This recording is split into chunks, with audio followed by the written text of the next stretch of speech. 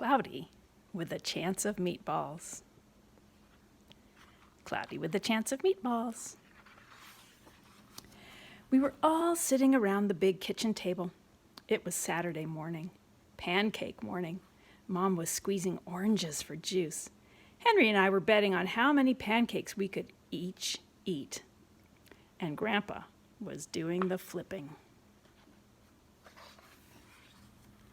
Seconds later, something flew through the air, headed toward the kitchen ceiling, and landed right on Henry.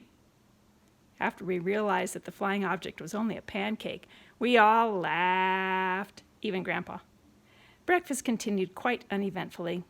All the other pancakes landed in the pan, and all of them were eaten, even the one that landed on Henry. That night, touched off by the pancake incident at breakfast, Grandpa told us the best tall-tale bedtime story he'd ever told. Across an ocean, over lots of huge bumpy mountains, across 3 hot deserts and 1 smaller ocean, there lay the tiny town of Chew and Swallow. In most ways, it was very much like any other tiny town. It had a main street lined with stores, houses with trees and gardens around them, a schoolhouse, about 300 people, and some assorted cats and dogs. But there were no food stores in the town of Chew and Swallow. They didn't need any. The sky supplied all the food they could possibly want. The only thing that was really different about Chew and Swallow was its weather. It came 3 times a day, at breakfast, lunch, and dinner. Everything that everyone ate came from the sky. Whatever the weather served, that was what they ate. But it never rained rain. And it never snowed snow. And it never blew just wind. It rained things like soup and juice. It snowed mashed potatoes and green peas. And sometimes the wind blew in storms of hamburgers. Here they come.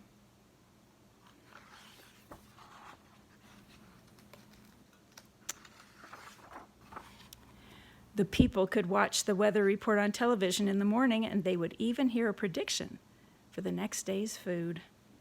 This is Cloudy with meatballs and soup.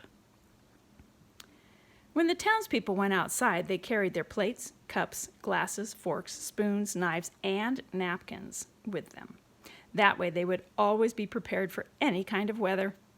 If there were leftovers, and there usually were, the people took them home and put them in their refrigerators in case they got hungry between meals. He's got a lot to drink, doesn't he? The menu varied. By the time they woke up in the morning, breakfast was coming down. After a brief shower of orange juice, low clouds of sunny-side-up eggs moved in, followed by pieces of toast. Butter and jelly sprinkled down for the toast. And most of the time it rained milk afterwards. For lunch one day, frankfurters, already in their rolls, blew in from the northwest about 5 miles an hour. There were mustard clouds nearby. Then the wind shifted to the east and brought in baked beans. A drizzle of soda finished off the meal. Dinner one night consisted of lamb chops, becoming heavy at times with occasional ketchup. Periods of peas and baked potatoes were followed by gradual clearing, with a wonderful Jell-O setting in the west. The sanitation department of Chew and Swallow had a rather unusual job for a sanitation department. It had to remove the food that fell on the houses and sidewalks and lawns. The workers cleaned things up after every meal and fed all the dogs and cats. Then they emptied some of it into the surrounding oceans for the fish and turtles and whales to eat. The rest of the food was put back into the earth so that the soil would be richer for the people's flower gardens. Life for the townspeople was delicious until the weather took a turn for the worse.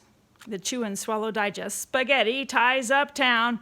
Record-breaking pasta fall causes chaos. Traffic snarled on Lower Intestine Street. One day there was nothing but gorgonzola cheese all day long. The next day there was only broccoli, oof, all overcooked. And the next day there were Brussels sprouts and peanut butter with mayonnaise. Blech. Another day there was pea soup fog. No one could see where they were going, and they could barely find the rest of the meal. They got stuck in the fog. The food was getting larger and larger, and so were the portions. The people were getting frightened. Violent storms blew up frequently. Awful things were happening. One Tuesday, there was a hurricane of bread and rolls all day long and into the night. There were soft rolls and hard rolls, some with seeds and some without. There was white bread and rye and whole wheat toast. Most of it was larger than they had ever seen bread and rolls before. Ugh, it was a terrible day. Everyone had to stay indoors. Roofs were damaged, and the sanitation department was beside itself. The mess took the workers 4 days to clean up, and the sea was full of floating rolls. To help out, the people piled up as much bread as they could in their backyards. The birds picked at it a bit, but it just stayed there and got staler and staler.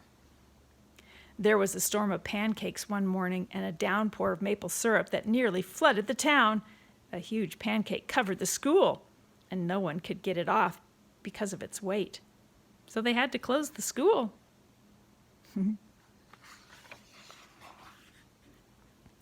Lunch one day brought 15-inch drifts of cream cheese and jelly sandwiches. Everyone ate themselves sick, and the day ended with a stomach ache. There was an awful salt and pepper wind, accompanied by an even worse tomato tornado. People were sneezing themselves silly and running to avoid the tomatoes. The town was a mess. There were seeds and pulp everywhere. The people glued together the giant pieces of stale bread sandwich style with peanut butter, took the absolute necessities with them, and set sail on their rafts for a new land. The shark looks like he's eating their boat. After being afloat for a week, they finally reached a small coastal town which welcomed them. The bread had held up surprisingly well enough for them to build temporary houses for themselves out of it. The children began school again, and the adults all tried to find places for themselves in the new land. The biggest change they had to make was getting used to buying food at a supermarket. They found it odd that the food was kept on shelves, packaged in boxes, cans, and bottles.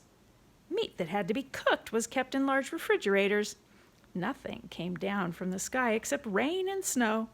The clouds above their heads were not made of fried eggs.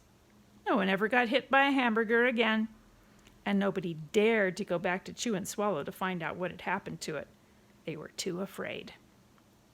Henry and I were awake until the very end of Grandpa's story. I remember his good night kiss. The end.